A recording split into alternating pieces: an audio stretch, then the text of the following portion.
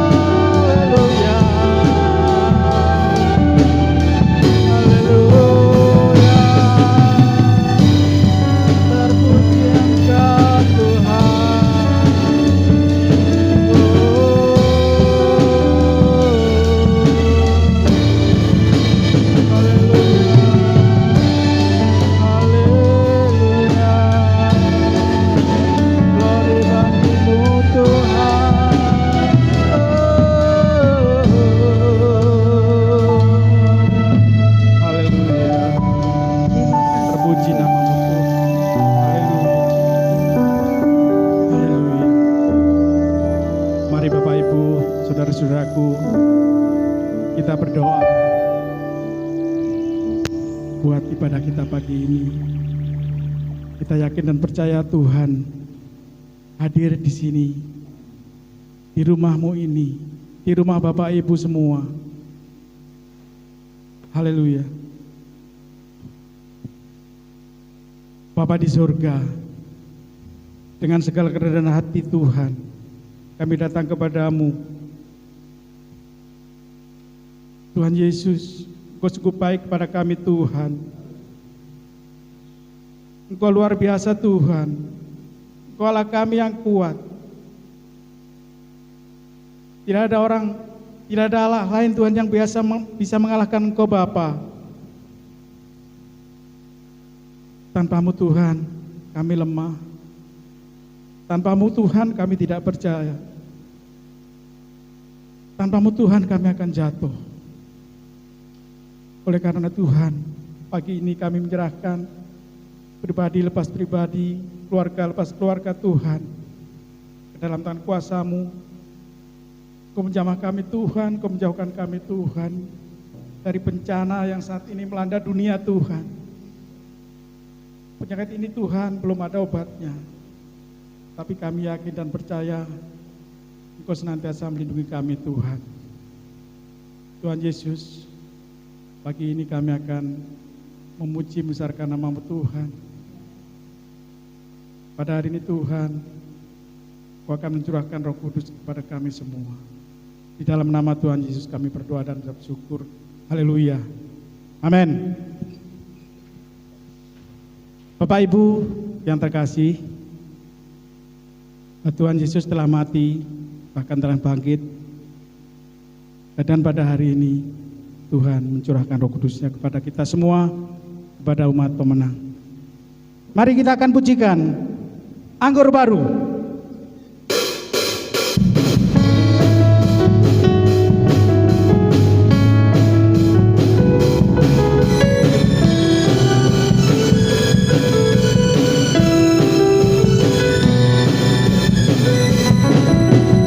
Roh Kudus tercurah di tempat ini, urapan yang ajaib memulihkan umatnya. Roh Kudus tercurah bagi gerejanya, membangkitkan umat pilihannya. Hari inilah harinya Tuhan, saat pembebasan tiba. Belenggu dosa telah dipatahkan, hari bersorak baginya. Anggur baru tercurah memenuhi umatnya dengan kuasanya. Minyak baru tercurah urapi umatnya dengan sukacita.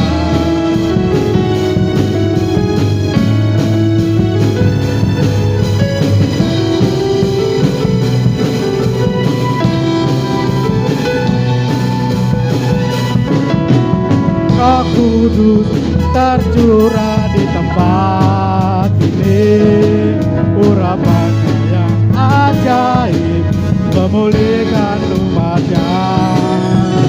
Roh Kudus tercurah bagi gerejanya, membangkitkan umat pilihannya. Hari inilah harinya Tuhan, saat pembebasan tiba. Belenggu dosa telah dipatahkan,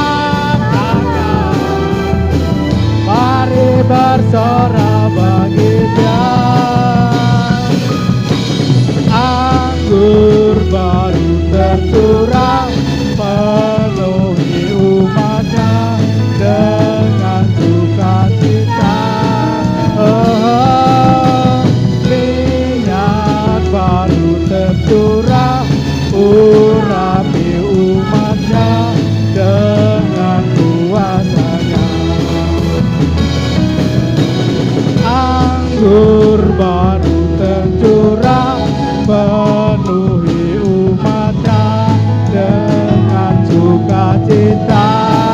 Oh, minyak baru tercurah, penuhi umatnya dengan sukacita. Nyata kuasanya, nyata kuasanya. Amin. Beri kemuliaan pada Tuhan, saudara-saudaraku. Haleluya, haleluya. Masih semangat memuji Tuhan, Bapak Ibu Saudara semua? Amin.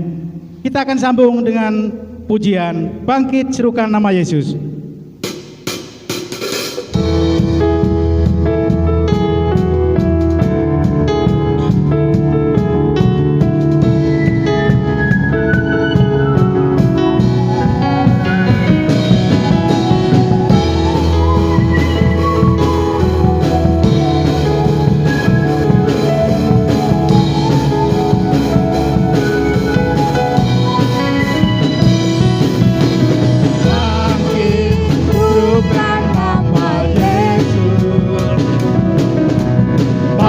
Nyatakan kuasanya, kita buat iblis kemenangan, kalahkan tipu dayanya dengan kuasa namanya. Bangkit serukan nama Yesus, maju nyatakan kuasanya. Kita buat iblis gemetar, kalahkan tipu dayanya dengan kuasa namanya.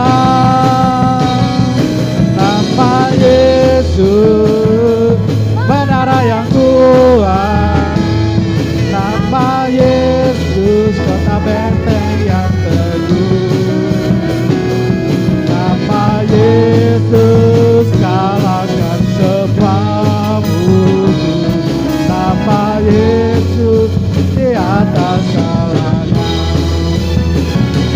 nama Yesus menara yang kuat, nama Yesus kota benteng yang teguh,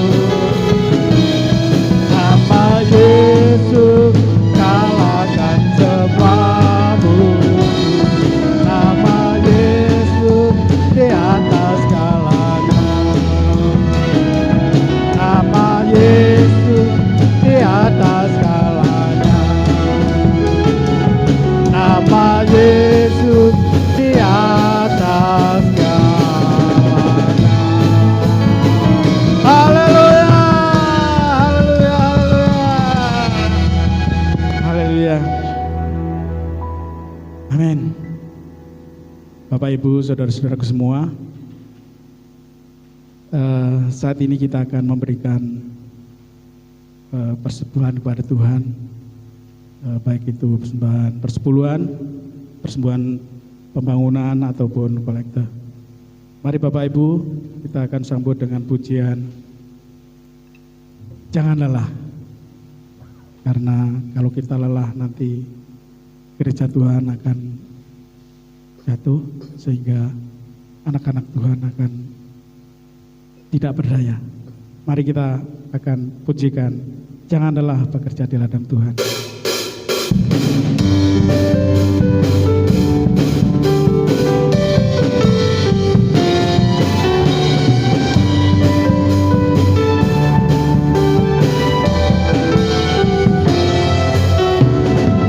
Jangan lelah jadi ladangnya Tuhan, penuh yang menguatkan, yang mengajar dan menopang.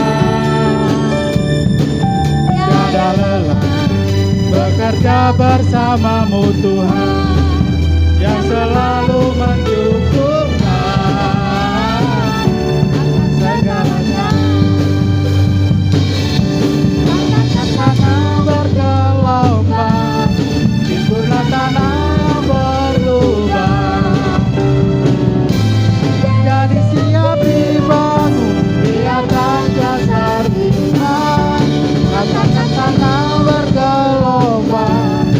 timbunlah tanah yang berlubang, menjadi siap dibangun di atas dasar iman. Jangan lelah bekerja bersamamu Tuhan, Roh Kudus yang memberi kekuatan, yang mengajar dan menopang. Tiada lelah bekerja bersamamu Tuhan, Roh Kudus mencukupkan atas segalanya. Rasakan tanah yang berlubang, timbunlah tanah yang berlubang, jadi siap dibangun di atas dasar iman. Rasakan tanah bergelombang, timbunlah tanah yang berlubang, menjadi siap dibangun di atas dasar iman.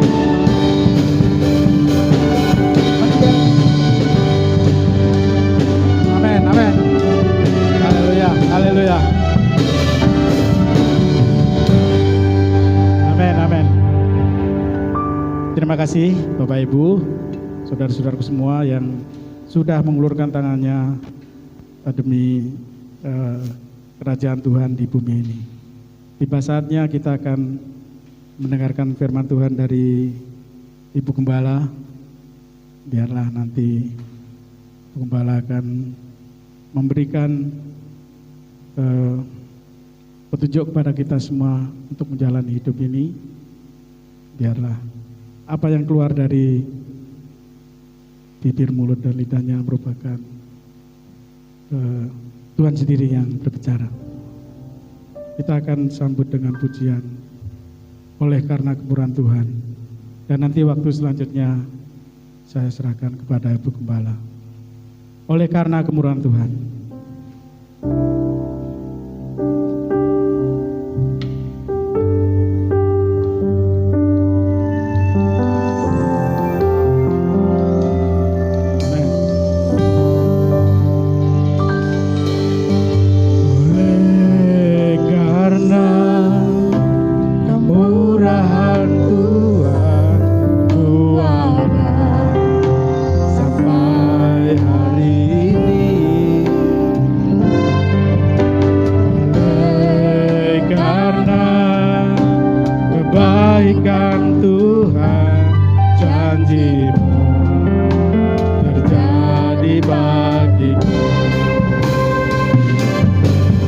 Sembah Kau Tuhan, ku mengangkat tanganku, selamanya Kau hebat bagiku.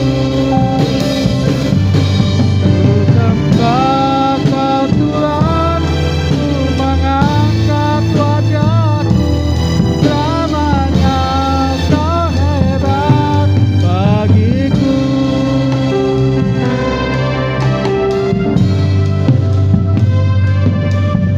Ku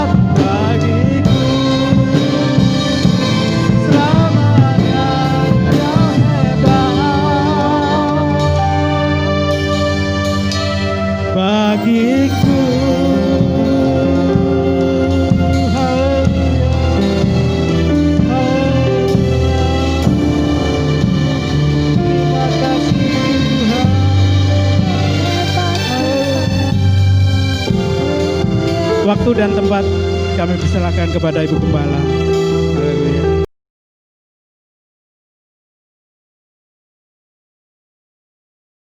Terima kasih Tuhan. Kami mengucap syukur buat pagi hari ini ya Bapa. Karena kemurahan dan kebaikan-Mu, kami boleh kembali menikmati hadirat Tuhan dan teristimewa saat ini Bapa. Kami mau membuka hati untuk menerima kebenaran firman-Mu. Engkau menolong hamba-Mu yang penuh dengan keterbatasan, penuh dengan kekurangan ya Tuhan. Tetapi hamba-Mu dengan urapan kuasa Roh Kudus. Dan mari Bapa, Engkau sendiri yang berbicara kepada setiap umat-Mu saat ini Tuhan. Melalui hamba-Mu, pakai hamba-Mu dan sembunyikan di balik salib-Mu, sehingga hanya Engkau yang nampak di hadapan jemaat-Mu ya Tuhan. Terima kasih Bapa, setiap firman yang kami sampaikan, kami boleh menerima dengan hati yang terbuka, dengan hati yang penuh dengan ketulusan, sehingga benih itu boleh jatuh di tanah yang subur, sehingga berbuah lebat untuk kemuliaan nama Tuhan. Terima kasih Bapa, sekali lagi inilah hamba-Mu Tuhan, pakailah kami untuk menyampaikan pesan firman ini pada sidang jemaat-Mu. Terpujilah nama-Mu di dalam nama Tuhan Yesus. Kami siap menerima firman Tuhan. Haleluya, haleluya, amin. Haleluya, puji Tuhan. Shalom Bapak Ibu. Terima kasih juga buat tim yang sudah menolong kami dan lebih semangat kayaknya pagi ini ya. Puji-pujian kita karena hari ini adalah hari pencurahan Roh Kudus, yaitu Pentakosta yang kita nanti-nantikan itu. Saya percaya bahwa Bapak Ibu Saudara saat ini sedang mengikuti ibadah online di rumah masing-masing dalam keadaan sehat karena perlindungan Tuhan. Terpujilah nama Tuhan. Karena kasih dan kemurahan Tuhan, kita merasakan pemeliharaan itu hari lepas hari. Sampai saat ini kita mengucap syukur walaupun ibadah raya pencurahan Roh Kudus masih tetap dilaksanakan di rumah masing-masing melalui ibadah online, tetapi tidak mengurangi hadirat Tuhan. Mari Bapak Ibu yang saat ini saya percaya bahwa sedang mengikuti ibadah, rasakan kuasa Allah di saat menyembah Tuhan, sembah Tuhan dengan sungguh-sungguh. Nah, puji Tuhan. Hari Pentakosta adalah hari yang ke-50 yang sudah seperti kita dengarkan beberapa waktu karena kita mengadakan doa di gereja. Itu adalah hari ke-50 mulai dari kebangkitan Tuhan. Dan bagi orang Yahudi, Pentakosta adalah hari raya panen besar untuk mengenang panen pertama ketika mereka berada di tanah Kanaan. Itu juga merupakan sebagai ucapan syukur atas kebaikan Tuhan. Itulah Pentakosta di masa perjanjian lama. Tetapi bagi orang Kristen saat ini di masa perjanjian baru adalah pencurahan Roh Kudus yang dijanjikan oleh Tuhan Yesus pada waktu naik ke surga. Puji Tuhan. Kita akan membaca di dalam Kisah Para Rasul pasal yang kedua. Ya, mulai ayat pertama sampai 11 ya. Kita akan baca bersama-sama. Bapak Ibu bisa mengikuti. Kita baca bersama-sama dari Kisah Para Rasul pasal 2 yang pertama tentang Pentakosta. Ketika tiba hari Pentakosta, semua orang percaya berkumpul di satu tempat. Tiba-tiba turunlah dari langit suatu bunyi seperti tiupan angin keras yang memenuhi seluruh rumah di mana mereka duduk. Dan tampaklah kepada mereka lidah-lidah seperti nyala api yang bertebaran dan hinggap pada mereka masing-masing.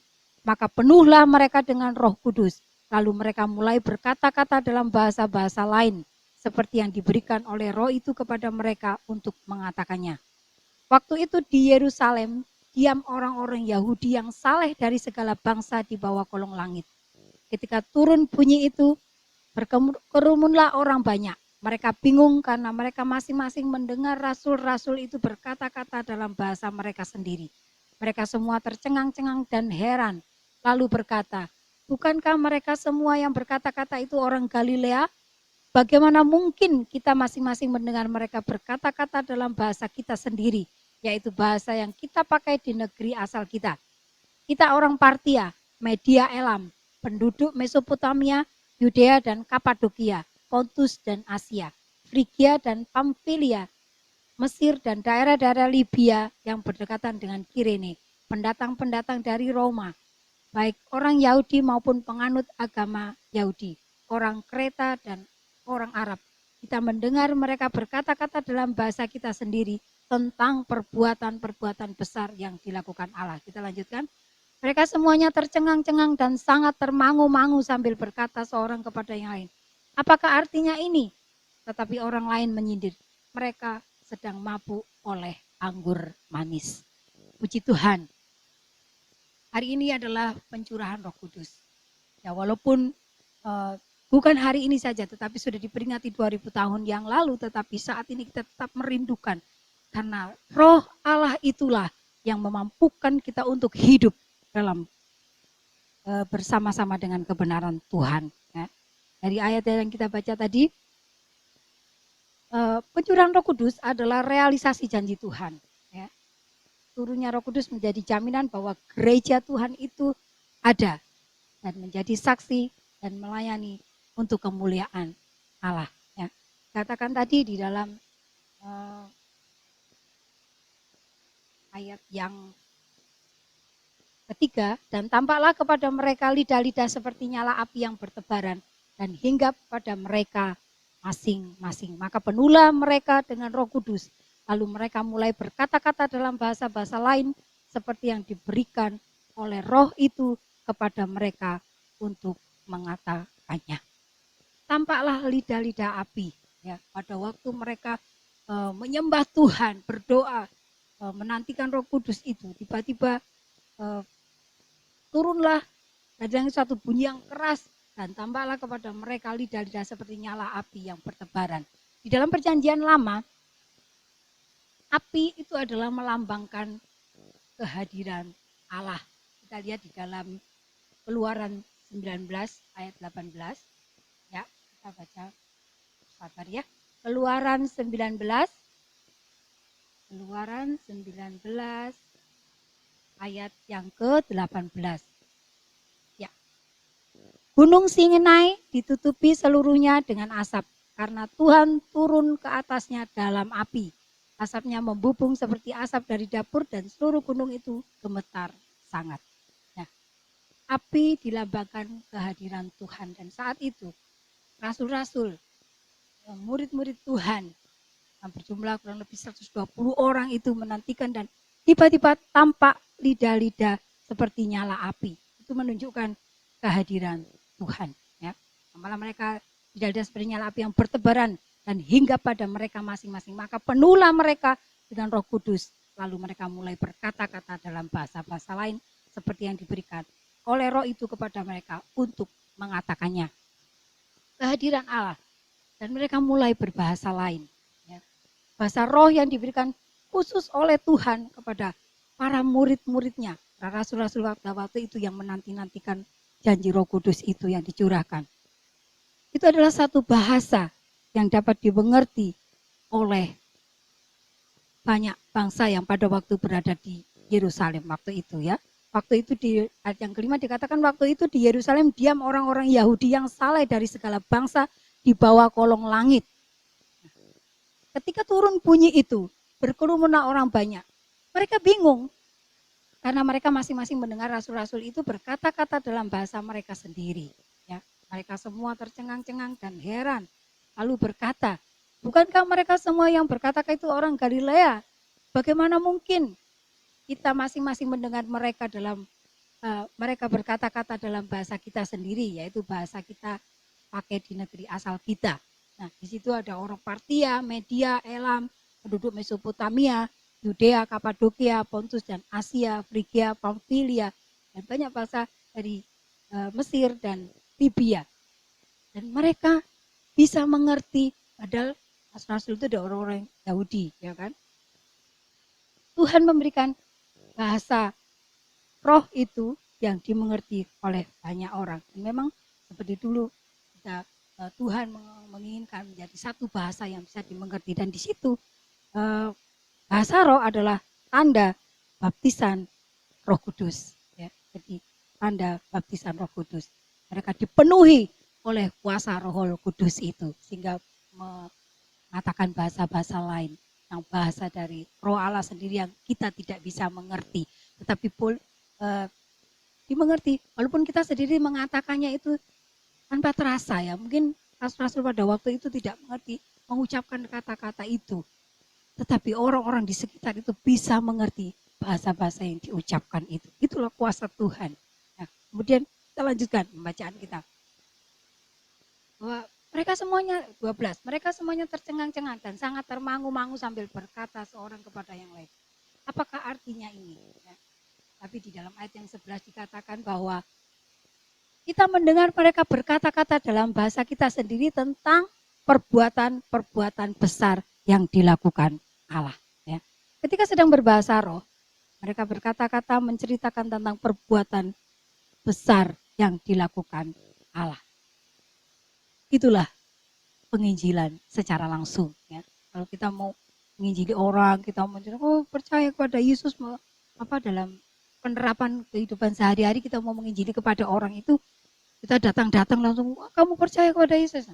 Tetapi kalau kita menceritakan terlebih dulu perbuatan Tuhan yang sudah kita rasakan, bagaimana dalam kehidupan kita mengalami sendiri perbuatan Tuhan itu dan kita menceritakan kepada orang lain, itulah penginjilan yang luar biasa. Dan kita lihat di situ mereka tercengang-cengang ya, bahasa roh yang diberikan untuk berhubungan dengan Bapa di sorga. Itu merupakan akses ya, dan dalam doa dan penyembahan. Ya. Kita buka di dalam Roma 8 ayat 26. Roma 8 ayat 26. Ya. Demikian juga roh membantu kita dalam kelemahan kita. Sebab kita tidak tahu bagaimana sebenarnya harus berdoa. Tetapi roh sendiri berdoa untuk kita kepada Allah dengan keluhan-keluhan yang tidak terucapkan. Nah, bahasa roh itu membantu kita. Jadi roh itu menolong kita untuk bisa berdoa kepada Tuhan. Ya. Kadang-kadang kita tidak mengerti bagaimana harus berdoa. Tapi roh itu membantu kita menyatakan keluhan-keluhan kita kepada Tuhan. Seperti ditulis oleh Rasul Paulus di dalam kitab Roma. Jadi jika merupakan karunia bahasa roh itu, maka hal itu untuk bernubuat. Ya, jika bahasa roh itu merupakan karunia, itu merupakan nubuat untuk membangun iman jemaat. Jadi tujuan kita mengalami baptisan Roh Kudus bukan hanya untuk mengalami bahasa roh sebagai tanda kita dilawat oleh Tuhan. Itu saja, bukan hanya itu saja. Tetapi tujuannya melainkan untuk menjadi berkat bagi orang lain dan menjadi saksi Tuhan. Kita lihat kembali di dalam Kisah Rasul pasal yang keempat. Kitab Kisah Para Rasul yang keempat, pasal yang keempat, ayat yang ke-31. Dan ketika mereka sedang berdoa, goyanglah tempat mereka berkumpul itu, dan mereka semua penuh dengan Roh Kudus. Lalu mereka memberitakan firman Allah dengan berani. Luar biasa ya. Roh yang diberikan oleh Tuhan. Yang kemudian kita kenal dibaptis, karena arti sendiri dari baptisan atau baptisu dalam bahasa aslinya adalah kita tenggelam. Kalau kita tenggelam kan berarti di dalam area itu. Di dalam kita penuh dengan Roh Kudus itu.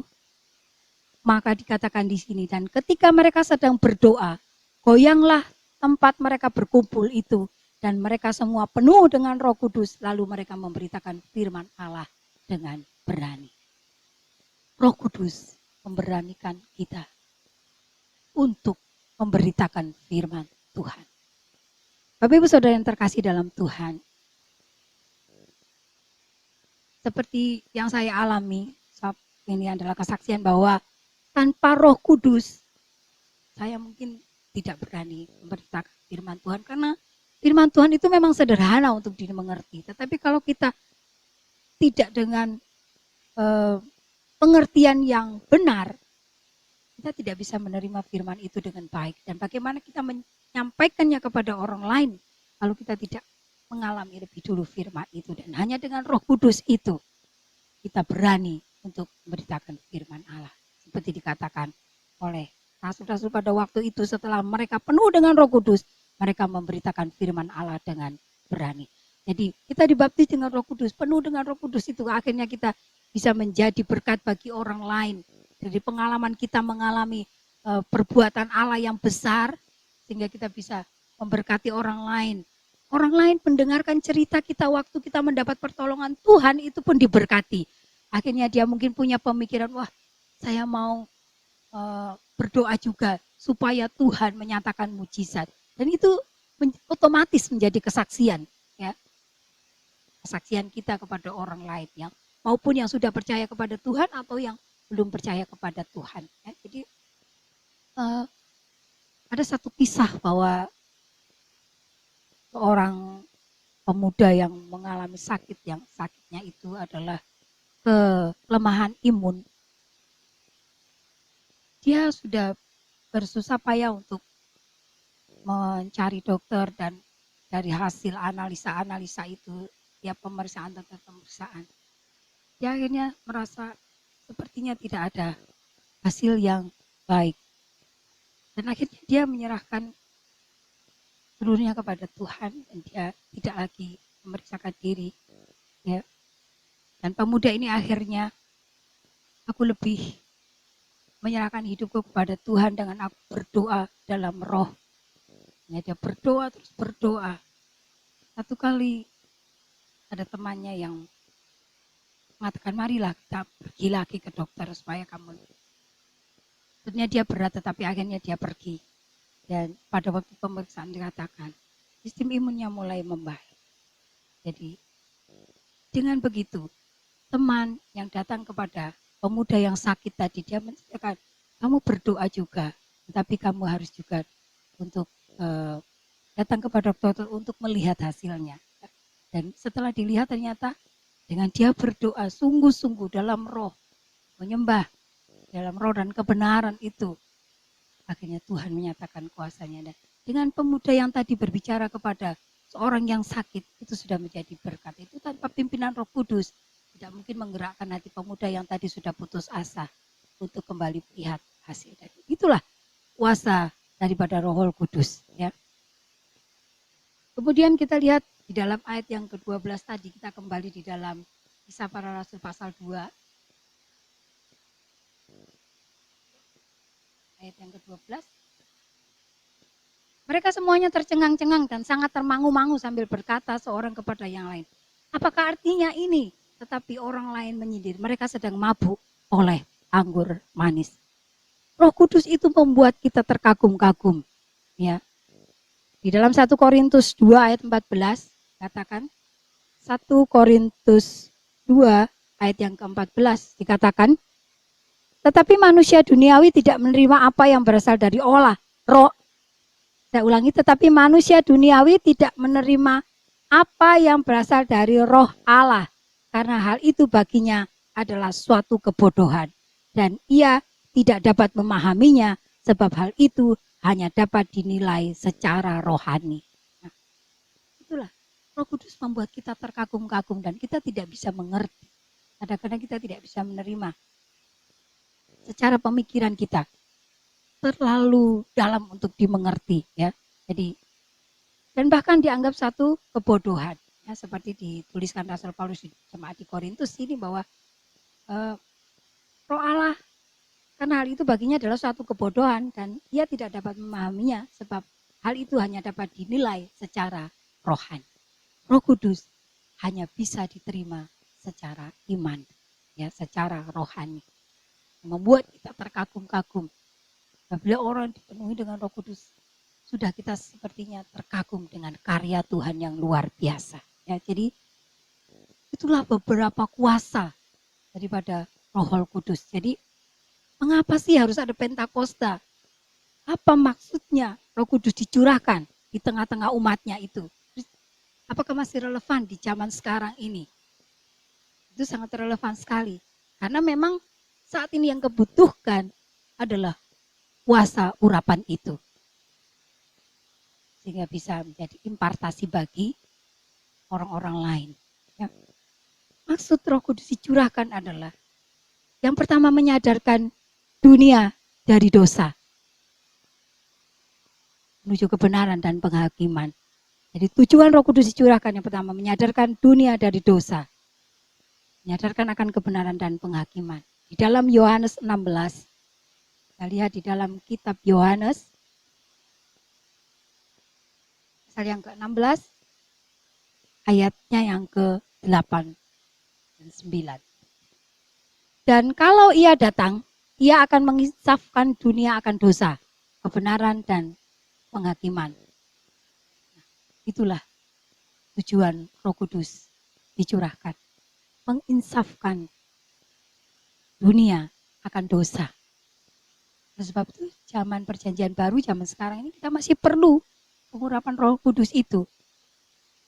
Pada waktu kita rapat daerah tahun lalu, Bapak Kit Sorbo, misionaris dari Amerika, itu khusus meminta, bahkan dikatakan lucu ya sebenarnya hamba-hamba Tuhan ini masih memerlukan urapan. Apakah hamba Tuhan tidak pernah mengalami pengurapan? Tetapi saat ini sebagai imam-imam, sebagai hamba-hamba Tuhan, sebagai gembala-gembala, kita perlu curahan Roh Kudus itu.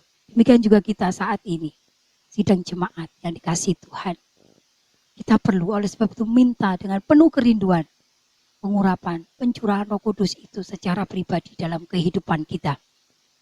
Karena dengan Roh Kudus itu, ia akan menginsafkan akan dosa, kemudian kebenaran dan penghakiman. Kemudian, untuk apa lagi Roh Kudus itu dicurahkan? Memberikan kelahiran baru, ya. Memberikan perubahan atau kelahiran baru. Di dalam Yohanes, tetap Yohanes pasal 3, Yohanes pasal 3, ayat yang kelima dan 6. Ini kita lihat. Jawab Yesus, aku berkata kepadamu, sesungguhnya jika seorang tidak dilahirkan dari air dan roh, ia tidak dapat masuk ke dalam kerajaan Allah. Apa yang dilahirkan dari daging adalah daging, dan apa yang dilahirkan dari roh adalah roh. Jelas dikatakan di situ bahwa sesungguhnya jika seseorang tidak dilahirkan dari air dan roh, ia tidak dapat masuk ke dalam kerajaan Allah. Dan itulah tujuan kita dalam hidup ini, adalah bersama-sama dengan Tuhan di dalam kerajaan Allah. Seperti janji Tuhan bahwa aku pergi di mana Bapakku berada untuk menyediakan tempat bagimu, dan nanti di mana aku berada, di situ pun kamu berada. Biar itu menjadi kerinduan kita bahwa kita merindukan curahan Roh Kudus untuk kita boleh dilahirkan dari roh itu, ya. Bukan kita akan nanti kembali ke rahim ibu kita, ya kan? Nah, kita ya wis besar-besar begini, mau masuk lagi di dalam rahim ibu tidak bisa, tetapi dilahirkan dari roh. Di situ akan ada perubahan di situ. Itulah fungsi Roh Kudus, yaitu mengubahkan kita. Jadi setiap orang yang sudah menerima Roh Kudus, menerima urapan Roh Kudus, pasti ada perubahan dalam hidupnya. Pasti ada perubahan. Yang dulu mungkin kurang rajin ke gereja, tetapi dengan dia punya kerinduan untuk Roh Kudus itu memenuhi kehidupannya, dia akan rajin, setia, dan makin bertambah imannya kepada Tuhan. Apabila menghadapi cobaan, dia akan tetap kuat. Itulah bukti orang itu dipenuhi dengan kuasa Roh Kudus. Jadi ada perubahan dalam kehidupannya. Ya, setiap kita. Firman ini bukan hanya untuk Bapak Ibu Saudara, tetapi untuk saya sendiri, teristimewa juga untuk keluarga saya. Biarlah roh itu yang bisa mengubahkan kita. Pengiringan kita kepada Tuhan, pengenalan kita kepada Tuhan, semakin hari semakin bertambah. Kita lebih jadi anak Tuhan yang sempurna. Nah, itulah memberikan kelahiran baru. Kemudian untuk apa lagi juga Roh Kudus itu harus dicurahkan? Untuk memeteraikan orang percaya sebagai milik Kristus. Efesus 1 ayat 13. Di dalam Dia kamu juga, karena kamu telah mendengar firman kebenaran, yaitu Injil keselamatanmu.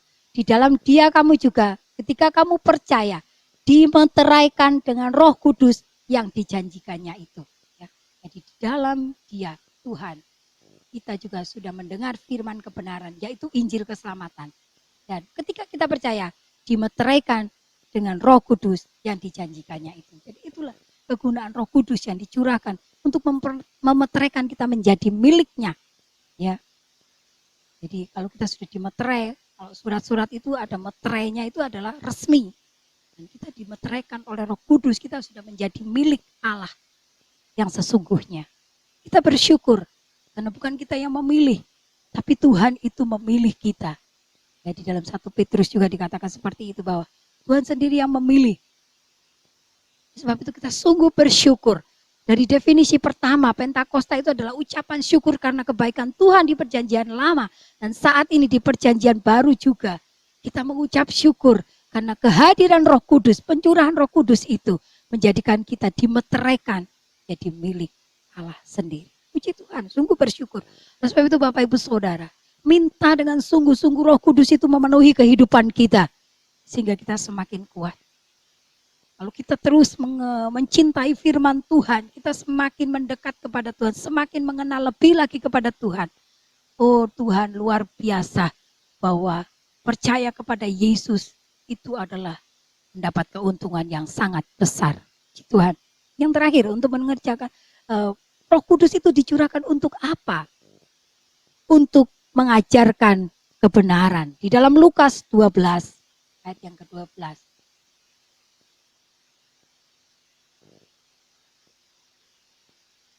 Lukas 12 ayat yang ke-12 dikatakan, sebab pada saat itu juga Roh Kudus akan mengajar kamu apa yang harus kamu katakan. Kemudian di dalam Yohanes 14 ayat yang ke-26, tadi sudah baca. Yohanes 14 ayat yang ke-26, di situ juga dikatakan, tetapi penghibur yaitu Roh Kudus yang akan diutus oleh Bapa dalam namaku, dialah yang akan mengajarkan segala sesuatu kepadamu dan akan mengingatkan kamu akan semua yang telah kukatakan kepadamu.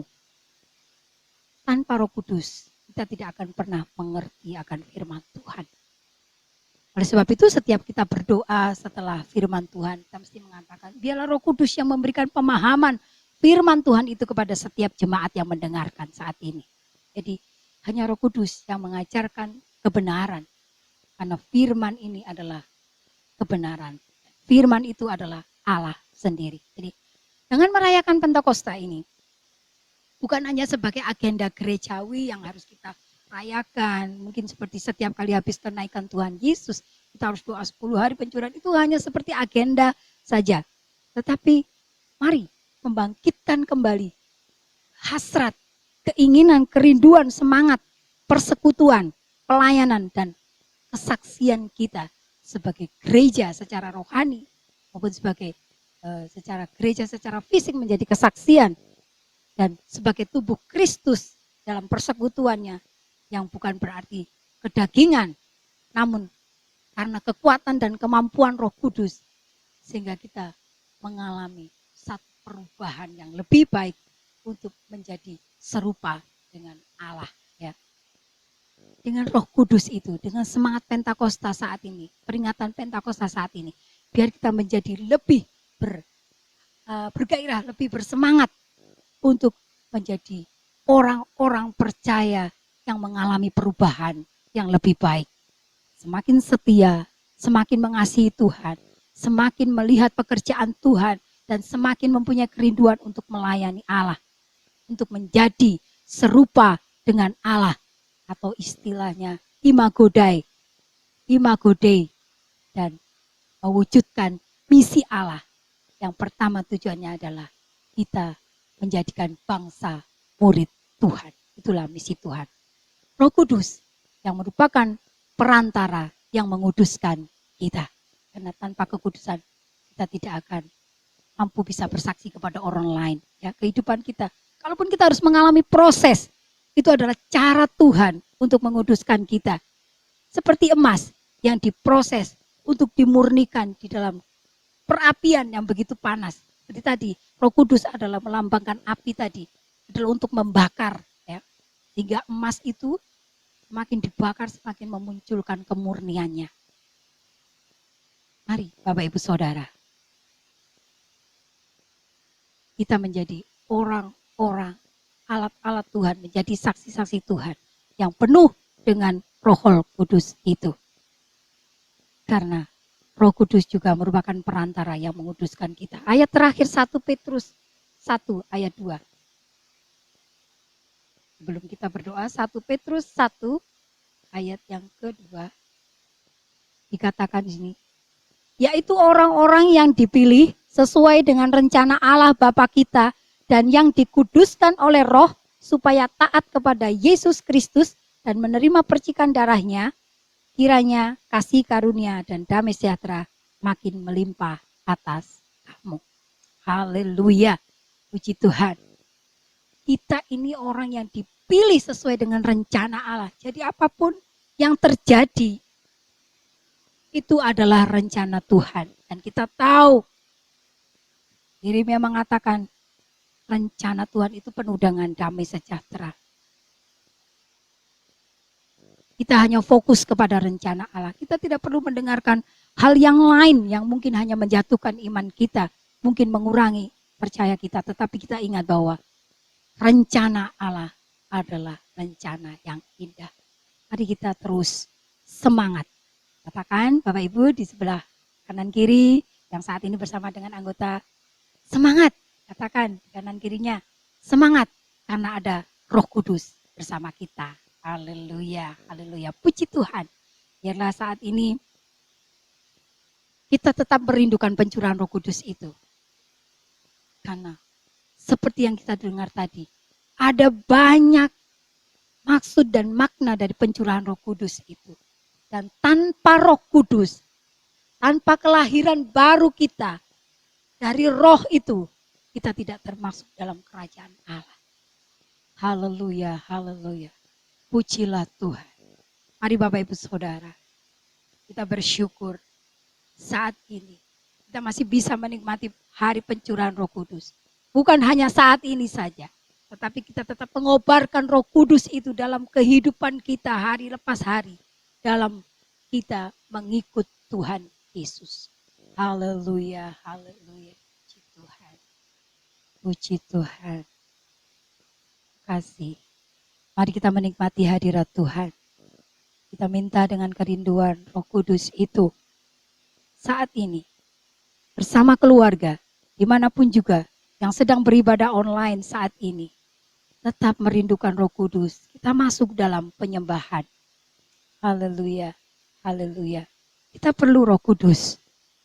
Kita perlu Roh Kudus dalam kehidupan kita. Haleluya, haleluya.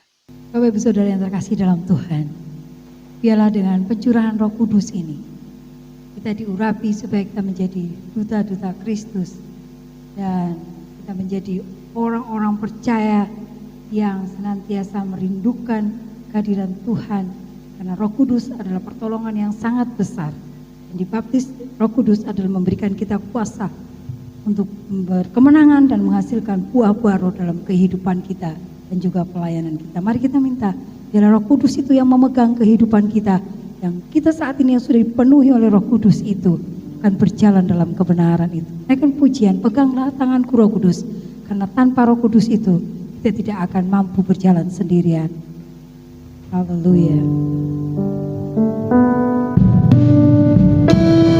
Haleluya, haleluya. Haleluya. Naikkan dengan sungguh-sungguh bahwa kita tidak akan mampu menjalani kehidupan ini tanpa dipegang oleh Roh Kudus itu. Haleluya, haleluya.